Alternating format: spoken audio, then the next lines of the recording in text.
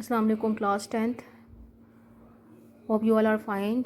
Today my topic is about the Musharraf government. The most importantly, Musharraf introduced the new system of the government that is called the local government, and the topic is the system of the devolution of the power instituted by the Pervez Musharraf with a particular emphasis on the local self government.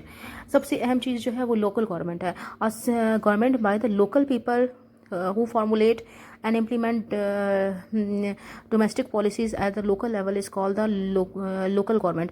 एक local government क्या होती है, एक अवामी जो government होती है वो कौन सी गवर्नमेंट होती है जिसमें लोकल पीपल जो हैं they are formulating and implementing domestic policy के जो लोकल पीपल होते हैं वही पॉलिसी बनाते हैं, वही इसको इम्प्लीमेंट करते हैं और वही इसको एवेल्यूएट करते हैं. ये तमाम चीज़ें जो हैं वो लोकल लेवल में ही होती हैं. So that this policy is called the local government.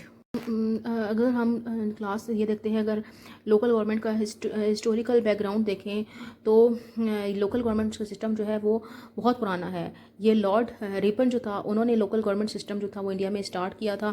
फिर हम देखते हैं कि प्रेसिडेंट अयूब खान जो थे उन्होंने जो था 1959 में बीडी सिस्टम के नाम से एक लोकल गवर्नमेंट सिस्टम बनाया था. फिर हम ये देखेंगे जनरल ज़ियाउल हक जो थे उन्होंने भी एक लोकल गवर्नमेंट सिस्टम जो था वो मुल्क के अंदर अनाउंस किया था. इसकी डिटेल जो है वो बुक के अंदर मेंशन्ड है पेज नंबर 23 में कि Lord viceroy Lord Ripon system of the local government. Lord Ripon enforced the local government system through an act in the 1884 in the South Asia and established local board at the district and the tehsil level. यानी कि Lord Ripon ने जो था वो district level पे और तहसील level पे जो थे वो लोकल बोर्ड्स बनाए थे and their responsibility was to solve the problems of the local people. और जिनका काम ये था कि लोकल लोगों की जो प्रॉब्लम्स हैं उनको सॉल्व किया जाए.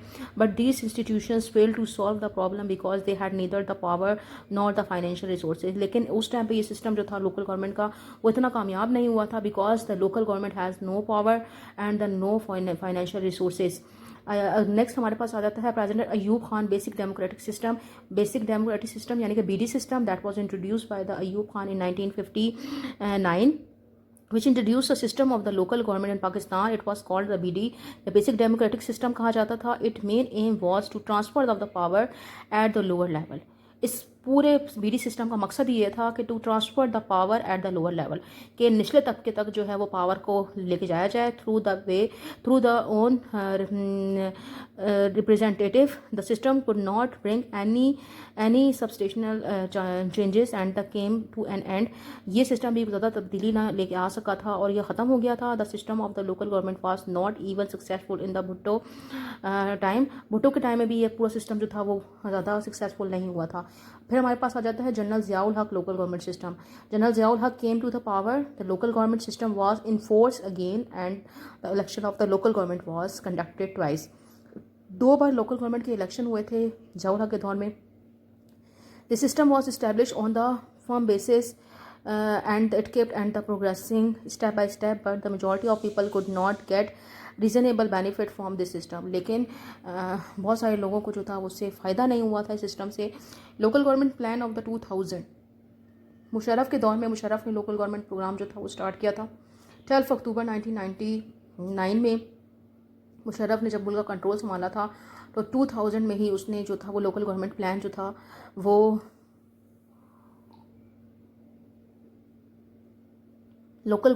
जो था वो मुल्क के अंदर लेके आया था. And the government soon after coming the power of the October 1999, the power was to be transferred to the local level of the public, lower level of the public. और मुशर्रफ ने ये कहा था कि पावर जो है उसको लोअर लेवल तक, पब्लिक लेवल तक जो है वो लेके आया जाएगा. The local government in Pakistan was divided into the 3 parts. उस टाइम पर जो लोकल गवर्नमेंट जो थी उसको 3 हिस्सों में डिवाइड किया गया था. एक हमारे पास यूनियन गवर्नमेंट आ जाती है, सेकंड नंबर पे tehsil government and third number पे आपके पास आ जाती है district government. Union government, tehsil government and the district government. अगर हम यूनियन गवर्नमेंट की बात करें तो union government comprises the nazim, naib nazim, union council and the union administrative. People elected 13 members of the Union Council, among with are one of the Nazim, one Naib Nazim, and the four female general councillor, 4 male general councillor, 2 male farmer or 2 female farmers or labor councillor, and the one of the minority counselor. The duties of the union council include union councilor की जो ये first paragraph है इसके अंदर बताए गए हैं कि कितने कितने मेंबर यूनियन काउंसिल के अंदर शामिल होंगे। तो यहाँ पे क्लियरली मेंशन है कि नाजिम होगा, नाइब नाजिम होगा, उसके अलावा जो है वो 13 मेंबर्स और होंगे, जिनमें 4 जो हैं वो आपके पास जनरल मेल जनरल काउंसलर होंगे, 4 फीमेल जनरल काउंसलर होंगी। अब आ जाते हैं इनकी ड्यूटी। यूनियन काउंसिल की ड्यूटीज़ क्या है कि include the security arrangement with in its boundary, कि वो अपनी बाउंड्री के में जो है अपने एरिया की जो सिक्योरिटी अरेंजमेंट है उसके ज़िम्मेदार होंगे। Making the annual developmental programme for this area, अपने इलाके के एनुअल डेवलपमेंट प्रोग्राम है उसको बनाएंगे। Imposing tax on the local level, अपने लोकल लेवल पर जो है वो टैक्स लगाएंगे। And solving the criminal and the civil cases of the small nature, और क्रिमिनल केसेस जो है वो छोटी नौयत के उनको हल करेंगे, जैसा कि लैंड एंड फैमिली डिस्प्यूट्स होते हैं। फिर आ जाता है आपके पास tehsil government. Tehsil government comprises the tehsil nazim, naib nazim, tehsil councillor and the tehsil administrator. ये इसी तरीके से जिस तरीके से आपने यूनियन काउंसिल पढ़ा था, इसी तरीके से तहसील गवर्नमेंट के अंदर भी तहसील नाजिम होगा, तहसील नाइब नाजिम होगा, तहसील काउंसलर हैं, तहसील एडमिनिस्ट्रेटर हैं। अब इनके काम क्या चीज़ है कि ये लोग किस चीज़ के जो है वो का काम करेंगे। These department include the finance, budget of the accounts, record of the land, revenue, planning, rural and the urban development, municipal आपकी जो कॉरपोरेशन है, कोऑर्डिनेशन है एंड इट्स स्टेजेस एक्सेट्रा। इन तमाम चीज़ों को जो है वो हमारे पास तहसील गवर्नमेंट देखेगी। फिर हमारे पास आ जाता है डिस्ट्रिक्ट गवर्नमेंट। डिस्ट्रिक्ट गवर्नमेंट भी जो है उसके अंदर भी नाजिम है, नाइब नाजिम है, काउंसलर है, एडमिनिस्ट्रेटर है, और the head of the district government is called the district Nazim. और फिर इनके अगर हम काम की बात करते हैं तो इनके जो काम है या इनकी जो ये डिस्ट्रिक्ट गवर्नमेंट जो है वो it has the power to impose taxes and it can increase और डिक्रीज दैम। डिस्ट्रिक्ट गवर्नमेंट जो है वो टैक्स लगा सकती है और उसको कम या ज़्यादा भी कर सकती है। ये आपकी जो है वो डिस्ट्रिक्ट गवर्नमेंट की रिस्पॉन्सिबिलिटी के अंदर आता है। अब बाकी आप लोग इसको अगर डिटेल में पढ़ेंगे तो आपको ज़्यादा अच्छी तरीके से इस टॉपिक की समझ में आ जाएगी। पेज नंबर 25 के अंदर आपके पास जो है वो 2002 के इलेक्शंस हैं and the restoration of the democracy. अच्छा, मुशर्रफ जो था वो एक अहम चीज़ लेके आया था कि उसने जो था पार्लियामेंट के अंदर जो था वो ये चीज़ कही थी कि सिर्फ जो ग्रेजुएट्स हैं वही जनरल असम्बली या फिर आपके जो नेशनल असम्बली है उसके अंदर मेंबर बन सकते हैं, इलेक्शन कर सकते हैं। यहाँ पर एक हेडिंग आती है कंडीशन ऑफ द बीए और graduation. Election were held in October 2002। Election जो थे वो कंट्री के अंदर 2002 में हुए थे। General Pervez Musharraf took the oath as the president of the country, और मुशर्रफ जो था उसने कंट्री के प्रेजिडेंट का ओथ उठाया था for the next 5 year in the November 2002। For the first time in Pakistan, it was declared mandatory for the candidate to be the graduate। और पहली बार जो इलेक्शन के उम्मीदवार हैं उनके लिए ये कहा गया था कि उनका ग्रेजुएट होना जो है वो शर्त है इलेक्शन में खड़े होने की।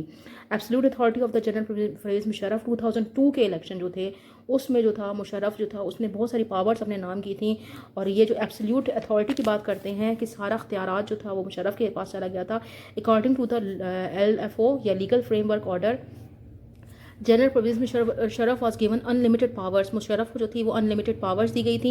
ही कुड अपॉइंट गवर्नर्स, वो गवर्नर्स अपॉइंट कर सकता था। 3 heads of the arm forces, जो हमारी आर्म फोर्सेस हैं जितनी भी हैं, एयरफोर्स है, नेवी है, आपकी जो आर्मी है, इनके जो हेड्स हैं उनको अपॉइंट कर सकता था। चीफ इलेक्शन कमीशन को अपॉइंट कर सकता था and chairman of the federal public service commission. He could dissolve the assemblies. और मुशर्रफ जो था उसने ये पावर भी हासिल कर ली थी कि वो असम्बली को जब चाहे डिसॉल्व कर सकता था। LFO as a cause of the disputes and the election of the 2008। अब जो LFO जो मुशर्रफ ने पास करवाया था उस LFO जो था वो बेसिकली एक काज ऑफ डिस्प्यूट, झगड़े की वजह बना था। और फिर बाद में इलेक्शन हुए थे 2008 के। LFO became the main cause of the dispute between the government and the opposition. Government और अपोजिशन के दरमियान जो था वो वजह तनाज़ा जो था वो LFO था। General prime minister Mir Zafarullah Khan Jamali made utmost effort for the reconciliation between the government and the opposition. उस टाइम के जो प्राइम मिनिस्टर थे मीर ज़फ़रुल्लाह खान जमाली, उन्होंने पूरी कोशिश की थी कि गवर्नमेंट और अपोजिशन मुखालिफिन के दरमियान जो है वो कोई सेटलमेंट करा सकें। All the opposition parties ARD publish white paper in 2003। और तमाम पॉलिटिकल पार्टी जो अपोजिशन पार्टीज़ थी उन्होंने एक वाइट पेपर पब्लिश किया था 2003 में on the price hike, unemployment, चीज़ों के अशिया की कीमतें बढ़ने पर, अनएम्प्लॉयमेंट बेरोज़गारी पर, waiving of the loan and the of the favorite people and the failure of the Musharraf government on the internal and the external front. और मुशर्रफ की गवर्नमेंट अंदरूनी तौर पर भी नाकाम हो चुकी थी और बैरूनी तौर पर भी। The national assembly again elected Musharraf in the 1 जून जनवरी 2004, और फिर नेशनल असम्बली ने मुशर्रफ को जो था वो दोबारा से इलेक्ट कर लिया था 1 जनवरी 2004 में। He announce election in the January 2008, और मुशर्रफ ने ये कहा कि वो 2008 में जो है वो इलेक्शन करेगा with the condition that he would be elected as the president, कि अगर वो प्रेसिडेंट इलेक्ट हो जाता है तब वो इलेक्शन करेगा for the next 5 year. Because dissolution of the present assembly, general Musharraf was the reelected as a president for the next 5 year, और मुशर्रफ को अगले 5 सालों के लिए फिर से प्रेसिडेंट जो था वो इलेक्ट कर लिया था। Elections were held in the February 2008, और फिर इलेक्शन हुए फरवरी में 2008 में। The Pakistan Peoples Party, the Muslim League gain the majority in this election. Muslim League ने भी और पाकिस्तान पीपल्स पार्टी ने इन इलेक्शन में जो थे वो अक्सरियत हासिल की थी। But the Muslim league Q या मुस्लिम लीग कायद आज़म वाली जो है फेल्ड, वो बुरी तरीके से मिजरेबली वो बुरी तरीके से नाकाम हुई थी। Sir Syed Yousaf Raza Gilani was elected as a prime minister of Pakistan, और यूसुफ रज़ा गिलानी जो थे वो पाकिस्तान के प्राइम मिनिस्टर जो थे वो इलेक्ट किए गए। मुशर्रफ ने कौन कौन से अहम कारनामे किए थे? General Musharraf concept of the enlightenment, रोशन ख्याली का जो कॉन्सेप्ट मुशर्रफ ने दिया था, that was after coming to the power में आने के बाद Musharraf introduce the concept of the enlightenment. रोशन ख्याली का एक कॉन्सेप्ट मुशर्रफ ने दिया था, inspire by the idea of the Mustafa Kemal Ataturk, जो कि तुर्की के जो अतातुर्क थे, मुस्तफ़ा कमाल अतातुर्क, उनके आइडियाज़ से मुशर्रफ बहुत इंस्पायर्ड थे। In view of this concept he made some changes in the educational curriculum. इस वजह से उन्होंने एजुकेशनल करिकुलम यानी कि तालीमी निसाब में जो थी तब्दीली की थी, which was opposed by the religious scholar, जिसको हमारे रिलीजियस स्कॉलर जो थे उन्होंने इसकी तरदीद की थी। Restrictions on the newspaper and the magazine was lifted, अखबारों पर और मैगजीन पर जो पाबंदी थी वो उठा ली गई थी। Due to which the many private television channels start their operation, जिसकी वजह से बहुत सारे प्राइवेट चैनल्स जो थे वो स्टार्ट हुए। For the first time in the history of Pakistan a female doctor Shamshad Akhtar was appointed as the governor of state bank, और हिस्ट्री की में पहली बार जो था वो एक फ़ीमेल डॉक्टर शमशाद अख्तर जो थी उनको स्टेट बैंक ऑफ पाकिस्तान का जो था वो गवर्नर बनाया गया था। Women was appointed for the first time the flight fighter in the air force, औरतों को पहली बार जो था वो फ्लाइट फाइटर के तौर पर एयरफोर्स में शामिल किया गया था। Women was allowed to contest on the general seats despite of having the reserve seats. औरतों को जो था वो ये पावर दी गई थी कि वो उनकी रिजर्व सीट के अलावा जनरल सीट्स में भी इलेक्शन जो है वो लड़ सकती हैं। ये इलेक्शन जो है वो नेशनल असम्बली के भी हो सकते हैं एंड प्रोविंशियल असम्बली के भी हो सकते हैं। Women were given the small loans without granted on the easy term by the bank, और बैंक जो है वो बगैर किसी गारंटी के जो है वो औरतों को जो है वो आसान एक साथ पे लोन्स देंगे। उसके बाद ये कि women was appointed traffic warden in the main cities of Punjab के बड़े शहरों में जो थी वो ट्रैफिक वार्डन जो थी वो औरतों को लगाया गया था। अ direct commission was made possible for the women in the army, और एक कमीशन बनाया गया था कि औरतों को आर्मी में शामिल करने के लिए। फिर आया था कि मुशर्रफ ने और कौन से काम किए थे? Privatisation and industrialisation during the Musharraf era. Musharraf जो थे उन्होंने प्राइवेटाइजेशन की बात की थी। Before Musharraf government Benazir Bhutto and Mian Nawaz Sharif start privatisation process. Privatisation जो थी वो मुल्क के अंदर आम थी, पहले मुशर्रफ ने भी की थी, पहले नवाज शरीफ ने भी की, बेनज़ीर भुट्टो ने भी की थी। अच्छा, अब मुशर्रफ जो प्राइवेटाइजेशन की थी उसका एम था, the aim was to end the poverty, ताकि वो मुल्क के अंदर से गुर्बत का खात्मा कर सके, and payment of the foreign loans, और जो बैरूनी कर्जे हैं उनको ख़त्म कर सके। In Musharraf and Shaukat Aziz government the income from the privatisation was spend on the payment of the foreign loans and the social welfare. और मुशर्रफ के दौर में और उस टाइम पे जो हमारा प्राइम मिनिस्टर था ही वॉज द शौकत अजीज़, उनके दौर में जो जितनी भी प्राइवेटाइजेशन हुई इसकी सारी पेमेंट जो थी वो फॉरेन लोन्स यानी कि बैरूनी कर्जे उतारने में और सोशल वेलफेयर और समाजी बहबूद के कामों में इस्तेमाल होती रही। अब यहाँ पर एक दो बातें मेंशन है कि the Habib bank was sold for the only ₹22 billion and the UBL was sold for the 13 billion rupees. दिसंबर 2004 में इसको सेल किया गया था। The privatisation commission sold 26% shares of the PTCL के 26% शेयर्स को सेल कर दिया गया था। उसके बाद जिसको दुबई की एक कंपनी जो था वो खरीदा था पाक अरब फर्टिलाइज़र ऑफ द मीरपुर मिथेलो को जो था वो 8 बिलियन रुपीस में प्राइवेटाइज किया था। द पाक अरब फर्टिलाइज़र को जो था वो भी 13 बिलियन रुपीस में जो था वो सेल कर दिया गया था। पाकिस्तान अमेरिकन फर्टिलाइज़र और मुल्क के बहुत government the largest government factory, इसको भी जो था वो 16 बिलियन रुपीस में जो था वो सेल कर दिया गया था। The Musharraf and Shaukat Aziz government earn $2.5 billion in a year through the privatisation. और 2004 के साल में जो मुशर्रफ गवर्नमेंट थी उसने $2.5 बिलियन जो थे वो प्राइवेटाइजेशन के ज़मन में हासिल किए थे। Setting up of the new industry, Musharraf जो थे उन्होंने बहुत सारी न्यू इंडस्ट्रीज़ बनाई थी कंट्री के अंदर, जिसके अंदर car assembling plant industry, motorcycle assembly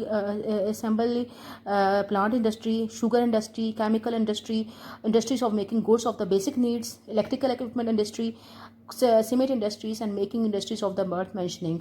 अच्छा, अब इस तमाम इम्पैक्ट क्या था प्राइवेटाइजेशन का, पॉजिटिव इम्पैक्ट क्या था, नेगेटिव इम्पैक्ट क्या था। पॉजिटिव इम्पैक्ट ये था कि प्राइवेटाइजेशन से गवर्नमेंट की इनकम इंक्रीज हो गई थी, गवर्नमेंट पे जो फॉरेन लोन थे वो कम होना शुरू हो गए थे। प्राइवेटाइजेशन जो थी उसको इनकरेज करने से जो थे वो कंट्री में इन्वेस्टमेंट बढ़ना शुरू हो गई थी।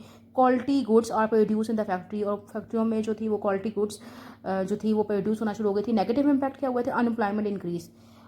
जाहिर सी बात है जब कोई चीज़ प्राइवेटाइज हो जाती है तो गवर्नमेंट कंट्रोल से निकल जाती है, तो फिर क्या हुआ था कि एम्प्लॉयमेंट आ गई थी और बहुत सारे एम्प्लॉइज़ जो थे उनको अपनी जॉब से हाथ धोना पड़ा था।